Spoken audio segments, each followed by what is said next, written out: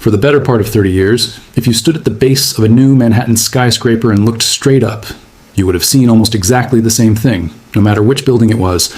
A wall of glass, rows of identical windows, a silhouette so clean and so anonymous it could have been dropped into Dubai, Shanghai, or Toronto, and nobody would have blinked. New York, the city that gave the world the Chrysler Building, the Woolworth Building, the Empire State Building, somehow spent decades building towers that all started to blur into one enormous, shimmering, forgettable box. And then, quietly, something shifted. Walk through Midtown Manhattan today and you'll start to notice buildings that don't look like anything else around them. A terracotta tower with sweeping arched windows rising above Fifth Avenue. A muscular, steel-clad headquarters replacing a Cold War-era office block. A jagged bronze-toned skyscraper piercing the Brooklyn skyline for the very first time. These aren't glass boxes. They're something else entirely. And the fact that they're going up at all in a city that had seemingly forgotten how to build anything with personality might just be the most interesting architectural story happening in America right now. So what changed? Why is New York, after decades of building the same tower over and over again, suddenly remembering how to build something beautiful? To understand where the city is heading, it helps to understand exactly why it drifted into glassbox territory in the first place. Go back roughly a century and Fifth Avenue looked nothing like it does today. In the mid-1800s, this stretch of Manhattan was lined with the mansions of the ultra-wealthy, an elite corridor nicknamed Millionaire's Row. But as the 20th century rolled in and commerce crept steadily uptown, those mansions came down one by one, replaced by office buildings with ground floor retail. The wealthy families who'd once lived there decamped to apartment buildings and side streets instead, and modern Fifth Avenue, the version most people recognize today, home to the most expensive retail rents on the planet, was born out of that transformation. For much of the 20th century, New York kept building with texture.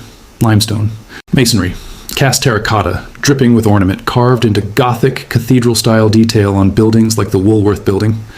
But somewhere along the way, particularly from the 1980s onward, the city, like much of the rest of the world, fell hard for what architects call the international style. Steel frames, curtain walls, reflective glass, floor after floor after floor. It was faster to build, cheaper to replace, and it photographed well from a distance. The problem is, up close, none of it told you anything about where you actually were. A glass tower in Manhattan could just as easily be a glass tower in almost any other major city on Earth. Consistency became sameness, and sameness eventually became boring. By the early 2020s, architects and critics alike had started calling it out openly. New Yorkers, and the people commissioning these buildings, were getting tired of watching yet another anonymous glass rectangle rise over the skyline. If you're a corporate CEO paying hundreds of millions of dollars to put your name on a building, a plain glass box doesn't exactly scream that you're different from everyone else on the block. It just screams that you built whatever was cheapest and fastest. And so, slowly, developers and architects started reaching backward, toward the materials and the craftsmanship that used to define this city, and blending them with distinctly modern engineering. It's not just a New York phenomenon either, but New York is arguably where it shows up most dramatically, precisely because the city built so much glass in the first place. Cities like London and Chicago have flirted with similar returns to masonry and stone cladding on select projects over the years, but nowhere else has quite the same density of instantly recognizable, pre-glass architectural history to draw inspiration from. When a New York architect reaches for terracotta, or bronze, or cast stone, they're not inventing a new visual language. They're reviving one that was already sitting there in the city's own DNA, in buildings like the Woolworth Building, the Chrysler Building, and the old Beaux-Arts mansions that once lined Fifth Avenue, waiting for someone to take it seriously again. Nowhere is that shift more visible than at 520 Fifth Avenue, a new supertall rising on one of the most coveted corners in the entire city, just a 5-minute walk from Grand Central. It's an almost impossibly rare kind of sight, tucked among a cluster of low-rise landmarked buildings with unused air rights just sitting there, waiting to be bought up and stacked onto a new tower. And what's gone up on that site doesn't look anything like its glass-clad neighbors.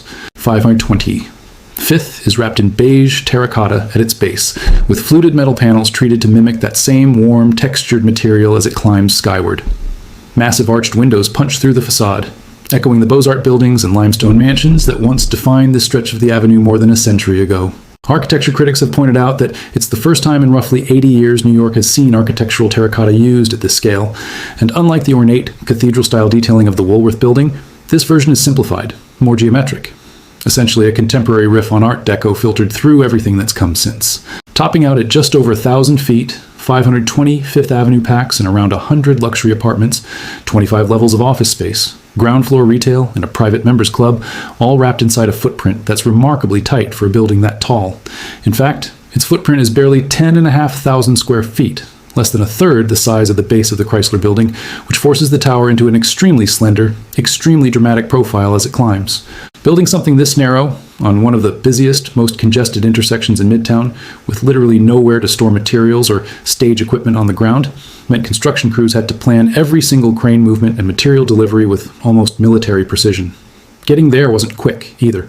The site sat under multiple owners for years, went through a legal dispute during the financial crisis, passed through several redesigns, and didn't break ground until 2022. A reminder that in New York, assembling the land and the money for a project like this can take the better part of a generation before a single support column goes in. The site itself carries almost 2 centuries of New York history buried beneath it too. Long before any tower stood here, this stretch of land was home to one of the first dedicated shelters for homeless black children anywhere in America, a building that was later burned down during the New York draft riots in the 1860s. In the decades since, the plot passed through an antiques shop, an art gallery, and a string of forgettable office buildings before finally being consolidated and redeveloped into what stands there today. It's a small but telling reminder that almost every inch of prime Manhattan real estate carries layers of history most passersby will never know about. 520 Fifth isn't an isolated case. It's part of a much broader pattern playing out across the city right now. Take 270 Park Avenue, the new 60-story global headquarters for J.P. Morgan Chase, which fully opened its doors in late 2025. This building replaced the bank's previous Midtown Tower, a 50-story structure originally built for Union Carbide back in 1960, which was demolished starting in 2019, at the time the tallest building ever voluntarily taken down anywhere in the world. Demolishing it wasn't simply a matter of knocking it flat either. The project team managed to divert something like 97% of the old building's materials away from landfill, recycling structural steel and converting old ceiling tiles and carpet into new building products, a record for a demolition project of that scale. So what went up in its place is a genuinely different kind of statement. Designed by Foster and Partners, 270 Park rises by now 388 feet, making it the 6th tallest building in the city, and it required roughly 95,000 tons of structural steel, erected by more than 8,000 union workers across over 40 different trade organizations, making it the heaviest, largest all-steel high-rise New York has ever seen. Rather than hiding behind reflective glass, the tower leans into a muscular, brawny presence with a striking fan column base that lifts the structure roughly 80 feet above street level on a set of angled steel supports, creating 2.5 times more public plaza space at ground level than the old building ever offered, including wider sidewalks and a new public plaza along Madison Avenue. It's also the largest all-electric skyscraper in North America, engineered to hit net zero operational emissions, powered in part by hydroelectric energy sourced from New York State. This is a building that wants you to notice its structure, not disappear behind a mirror. Then there's the Brooklyn skyline, which until fairly recently didn't really have a skyline in the super tall sense at all. That changed with the completion of what's simply known as the Brooklyn Tower, built on the site of the landmark Dime Savings Bank in downtown Brooklyn. Rising more than 1,000 feet across 93 stories, it became the tallest building not just on the site, but in the entire borough. Rather than bulldozing the historic bank and building something generic behind it, architects' shop designed the tower around the bank's original hexagonal geometry, translating that shape directly into the tower's 6-sided form. At street level, the base is clad in white marble that echoes the bank's original stonework, with columns rising from black granite pedestals. And as the tower climbs, the material shifts, darkening from marble into blackened stainless steel, threaded with shimmering bronze and copper pilasters that fade from warm to almost black by the time you reach the crown. The tower also had to be engineered with a wider base than many Manhattan supertalls, precisely because of how differently the wind behaves over Brooklyn, tapering as it rises so the narrower peak draws the eye upward, with dedicated wind floors built into the structure to let strong gusts pass straight through rather than pushing against the tower's full mass. Inside, the developers went even further, preserving the bank's original triangular banking hall, complete with 7 different types of marble, a domed ceiling, and a rotunda ringed with red marble columns, and folding it directly into the base of the new building as retail and lobby space. It's been described as a contemporary take on Gothic revival crossed with Art Deco, a building that's unmistakably rooted in Brooklyn's own architectural history rather than borrowed wholesale from somewhere else. And that's really the thread running through all of these towers. They're not simply nostalgic throwbacks dressed up as modern buildings. They're structurally and technically some of the most advanced towers ever built in this city, engineered with reinforced concrete cores, steel megastructures, tuned mass dampers to control sway, and belt floors that tie everything together to keep these increasingly slender towers stable in high winds. Where the Empire State Building relied on a structural steel frame doing almost all the heavy lifting, wrapped in beautiful but largely decorative limestone and masonry, most of today's supertalls, 5/25 included, are built around a reinforced concrete core, strengthened with rebar and steel link beams with belt floors positioned partway up the structure, specifically to tie the columns together and reduce sway. 520 Fifth Avenue, for example, has a width-to-height ratio of roughly 1:12, meaning it's 12 times taller than it is wide at street level, a ratio that would have been structurally unthinkable a generation ago. What's changed isn't the engineering ambition. It's the decision to wrap that engineering in something that actually has texture, warmth, and a sense of place, instead of hiding it behind another anonymous curtain wall. There's a reason so many of these towers have appeared within just a few years of each other too, and it isn't a coincidence. Back in 2017, New York City rezoned a huge swathe of Midtown East, the neighborhood surrounding Grand Central Terminal, specifically to unlock new supertall development on sites that had been effectively frozen for decades under older, more restrictive zoning rules. That rezoning is exactly what cleared the runway for JP Morgan Chase to demolish its aging Union Carbide-era tower and build 270 Park Avenue in its place. It's also part of why so much of this new wave of ambitious, character-driven architecture is clustering in exactly this stretch of Manhattan, around Fifth Avenue, Park Avenue, and Grand Central, rather than being scattered randomly across the 5 boroughs.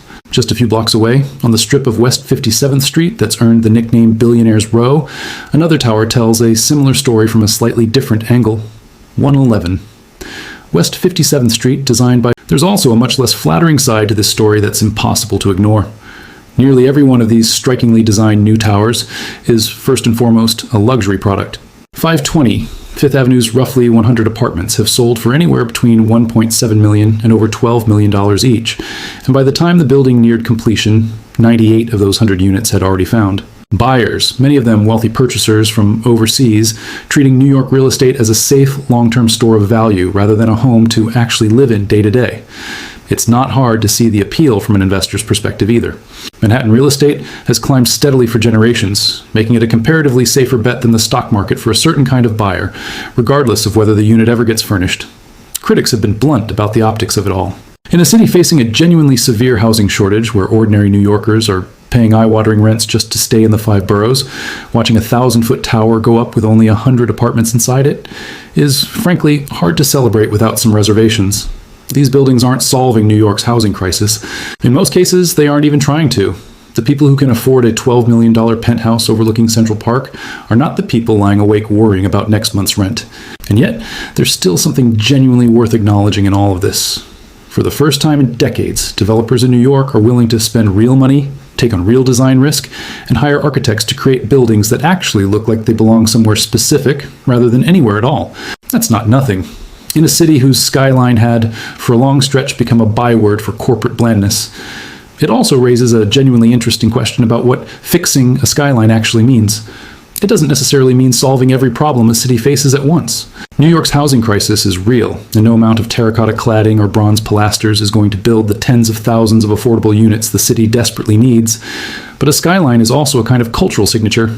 The silhouette the city presents to the rest of the world on postcards and films and the backdrop of 1,000 television shows. For a long stretch, that signature had started to blur into something almost interchangeable with a dozen other global cities. What's happening now, tower by tower, is a slow reclaiming of that signature. Whether or not you can personally afford to live inside one of these towers, the fact that New York is once again capable of producing skyscrapers with genuine character, buildings people will still be pointing cameras at 50 years from now, says something meaningful about where the city's architectural ambitions